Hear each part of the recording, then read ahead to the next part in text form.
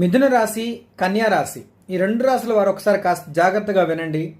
మీ జీవితంలో ఉన్న డబ్బు పరమైన విషయాలు కానీ, కుటుంబపరమైన విషయాల్లో కానీ ఒక మంచి యోగం, ఒక ధనబలం, ధనాదాయం, ధనయోగం, ధనాకర్షణ, రాజయోగం పొందడానికి అవకాశాలు అయితే అద్భుతంగా ఉన్నాయి.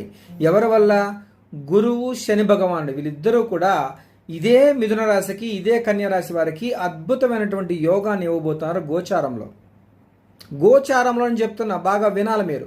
గురువు గారు మీరు బాగుందన్నారు, మేము కష్టాల్లో ఉన్నాము, మేము అప్పుల్లో ఉన్నాము కామెంట్లు పెడితే కాదు. ఇక్కడ చెప్తుంది గోచారము. గోచారం అనేది వ్యక్తి జీవితంలో 33% పనిచేస్తుంది. మిగతా 100% ఫలితాలు 33 పోతే ఎంత? ఇంకా 67% మీ జాతకం మీద ఉంటుంది. మీ జాతకం పరిశీలన చేసుకోవడం మీ బాధ్యత. నాకే కష్టాలు, నాకే నష్టాలు, నాకే అప్పులు, నాకే ప్రాబ్లమ్స్ అంటే ఎట్లా? నీ జాతకమే నువ్వు అనుభవించాలి. ఆ అనుభవించకుండా సమస్యల నుంచి బయటపడడానికే జ్యోతిష్యం అనేటువంటి ఆ శాస్త్రం ఉంది. జ్యోతి అంటే వెలుగండి, ఒక మార్గం చూపిస్తుంది. అర్థమైందా? ఇలాంటి వాళ్ళు, ఇలాంటి రాశులు జన్మించిన వారికి గురువు, శని భగవానుడు అద్భుతంగా యోగిస్తున్నాడు. జాక్పాట్ కొట్టే యోగం ఉంది మీకు.